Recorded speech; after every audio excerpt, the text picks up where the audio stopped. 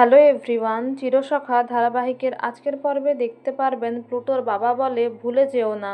প্লুটোর কিন্তু একটা পাস্ট ইতিহাস রয়েছে। তার মা বলে ও তো ভালোবেসেই মৌকে বিয়ে করছে। প্লুটোর বাবা বলে ভালোবেসে বিয়ে করছে না তোমার চাপে বিয়ে করছে সে তো দেখলেই বোঝা যাবে। তারপর দরজাটা তারা খুলে দেখে প্লুটো বিছানায় পড়ে আছে। তার মা তাকে অনেক ডাকে, তার বাবা চিঠিটা পায়, সেটা পড়ে, তারপর স্বতন্ত্রকেও পড়তে বলে। তাতে স্পষ্ট লেখা থাকে যে সে মিঠিকেই ভালোবাসে, মিঠিকে ছাড়া বাঁচবে না এবং এই সব কিছুর জন্য মিঠি দায়ী নয়। তার মা তাকে জোর করে বিয়ে করতে বলেছিল এবং তার মায়ের অহংকারের জন্যই তাই এই অবস্থা।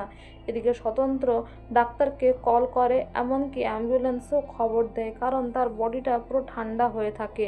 প্লুটোর মা বলে না, প্লুটো এমন করতে পারে না। কি লিখেছে চিঠিটা দাও, নিশ্চয়ই মিঠির জন্য তাই না, মিঠিকে আমি ছাড়বো না। স্বতন্ত্র বলে জাস্ট শাট আপ বৌদি, তুমি আর এই কথাগুলো বলো না। দাদা চিঠিটা দিচ্ছে না কারণ তোমাকে জেলে যেতে দিতে চায় না, তাই জন্য আজকে তোমার ইগোর জন্য দুটো বাচ্চার ভবিষ্যৎ নষ্ট হয়ে গেল। তারপর প্লুটোর মা প্লুটো প্লুটো বলে ডাকে ঠিকই, কাঁদে ঠিকই, কিন্তু তার বাবা বলে এখন কেঁদে কি হবে।